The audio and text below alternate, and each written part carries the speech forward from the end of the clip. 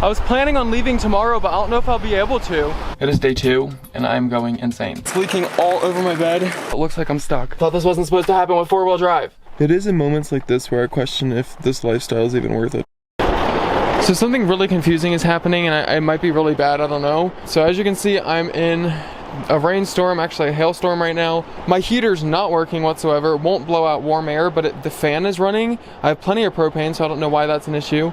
So I have Peachy in her jacket. The thing that's concerning me is that right now I'm getting 12 amps of power, and I have no idea where I'm getting that from. It is pouring rain, it is cloudy. The only thing I could think of is my truck's plugged in to my camper to charge it while I drive. So I was thinking maybe there was like a glitch and it was sucking out of my truck just now. So I went and unplugged it from my truck, and it's still getting 12.6 amps. Does this mean the sky is connecting with my vehicle and about to strike lightning on me? I don't know. I'm not touching anything for that reason, just in case. It has been rough since the last time I talked to you guys. One good thing before I spill all the bad news, I got the heater to work. I have a towel hanging on it because I have a lot of flooding happening right now, or leaks and stuff. A couple days ago I hit a tree with I'll insert footage. I was gonna get it fixed in a little bit, but now it's leaking all over my bed. So I have a bunch of towels here, just trying to soak it up. And then, my countertop is also leaking right here. Let's see how much water I've collected. Yep, and that's coming through my window. That's what this towel was used for. And the whole thing is soaking wet. This is how much has come through my window. So I just keep replacing towels. I'm trying to keep up. But I just got back from being on top of my roof while there's lightning. I couldn't record any of it because my camera's not waterproof, but with some rocks and trash bags, putting them on top of my vent to keep it from leaking. So now it's all covered, but that was an experience. I was really just crossing my fingers I would not get electrocuted. And also my roof is entirely metal, so it's just not the best place to be during a storm. It's been a lot. I'm sorry that it's just kind of all over the place. It won't stop leaking. I don't know what else to do. It's not even raining that much on this side, is the thing. I don't know how all this water's coming in. I've never had a leak in here before either.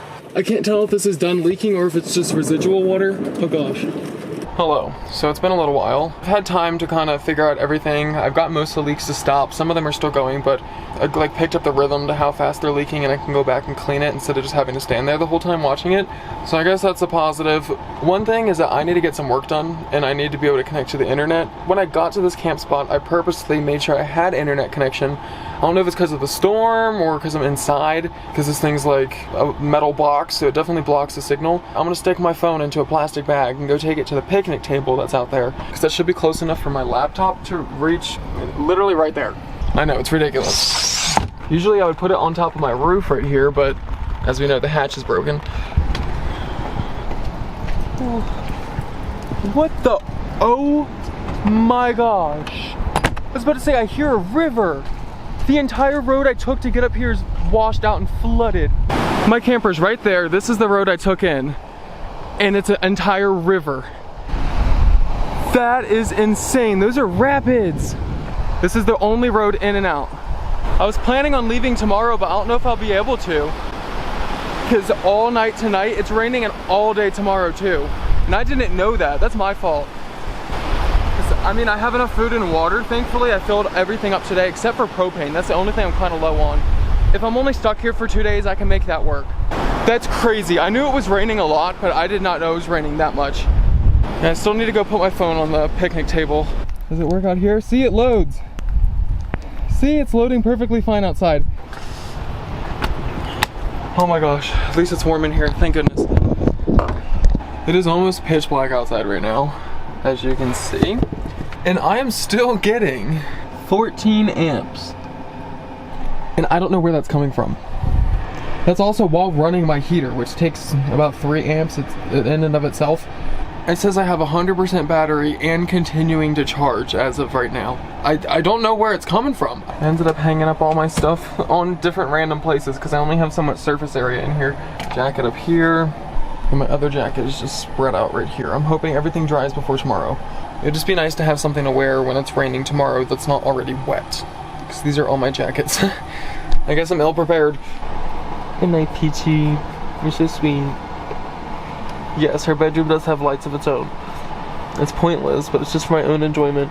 If anyone's wondering how the battery held up, it ended up dying. And it's only midnight. That's scary to me because it's getting down to like the 30s tonight. It's gonna be absolutely freezing because my heater uses power in order to run.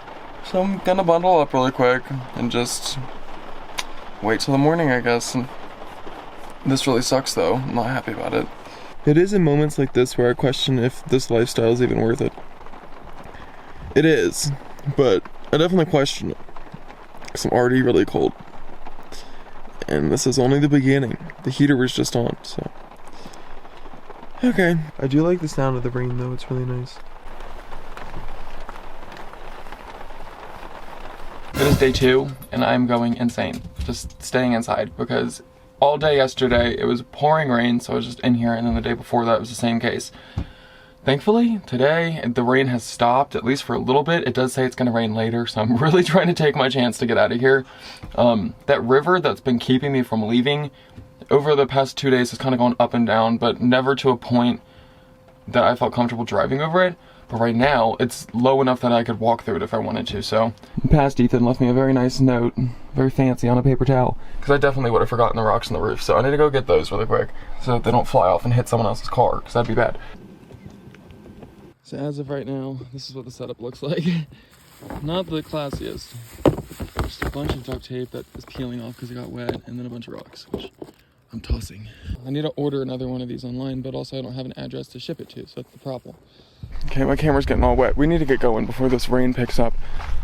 Like, I'm actually, my heart is racing right now because I'm trying to, the adrenaline is like taking over my body.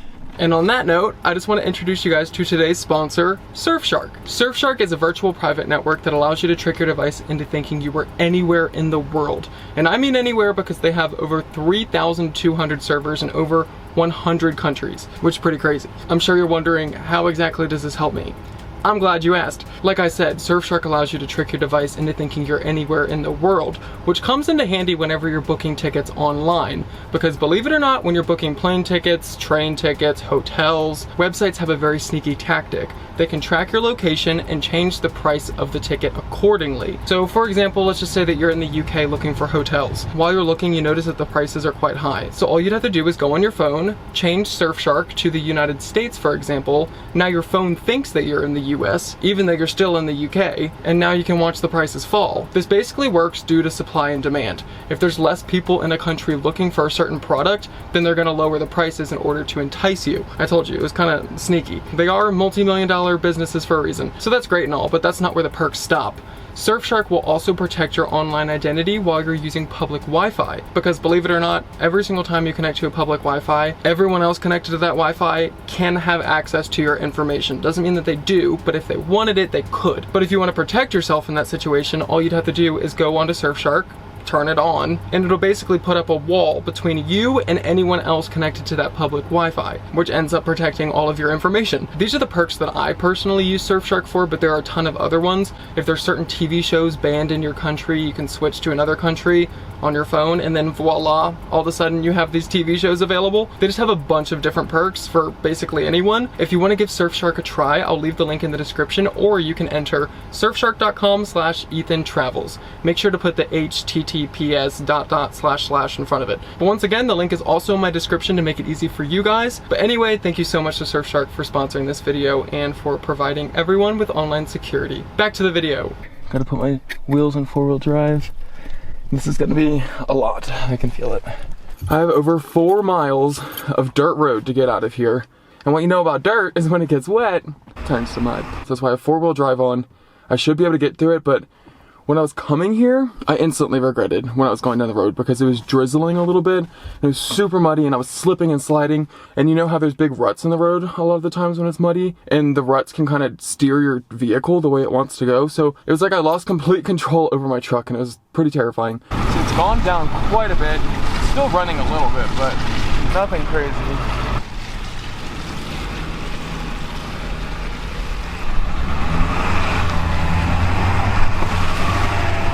Oh gosh, I'm sliding. Oh no, oh no, oh no. Oh my gosh, that was stressful. I still have, that was like I'm only a 1/4 mile in out of like 4 to 5 miles. I know I got it, but it's still really stressful. I'm sliding everywhere, especially when going uphill. I'm going to the left, to the right. I'm almost going sideways and driving sideways. Okay, I think we're in this ditch over here. My wheels are all kinds of muddy. Okay, well, it looks like I'm stuck. I need to figure this out. I'm about to fill this all in with rocks. That's what I'm gonna do. Gotta do what you gotta do, right? I really hope I can get out of this. Oh, I'm blocking the entire road in and out. So that's really not good. Not that anyone can probably use it right now because it's so muddy. Can I get you to go?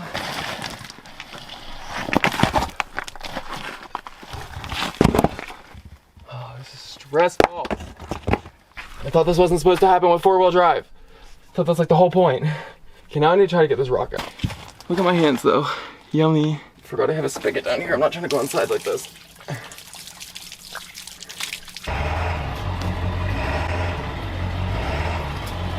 Bedrock is right there. I got stuck in the only patch of mud, which is ridiculous. Oh my gosh, okay. It is so slippery. Oh, this is all clay. This is crazy.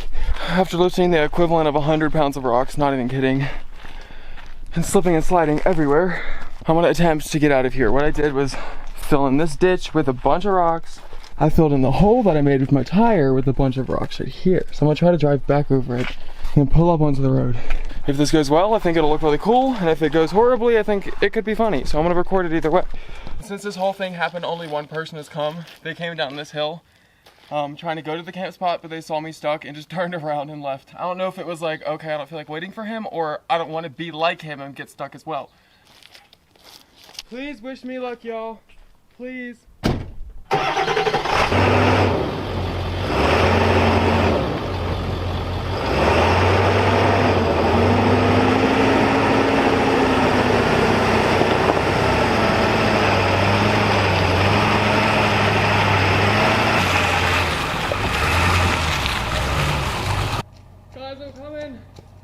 I promise I'm not leaving you. My adrenaline is still going, but I'm so glad to be out of that. I'm also really proud of myself for dealing with that by myself. So yeah, right here's where I was stuck. It looks like I broke a rock in half. You can see a bunch of color. I was stuck right here too. Here and here. What I really didn't want to happen was to fall into this ditch instead of this one, because this one's much deeper and I don't even know what I would do. Thank you, Lord. I'm not even kidding. I was praying the entire time. I got out in the perfect time because it's starting to rain. And I know that river's gonna fill back up, and also I'm glad it didn't happen while I was stuck, because that would have made it 10 times worse. But I'm still not done. I have to get off this road onto the main highway, then I can be happy. Peachy likes watching the cows. I'm pleased to announce that after a lot of slipping and sliding and fearing for my life and my safety, I'm finally at the highway. Honestly, at this point, I just want to get on the pavement and start kissing it. I am so thrilled to not be on that road anymore. You have no idea. Oh, boy. Okay. One thing, I think these shoes are gonna be retired for a little bit. Just look at these.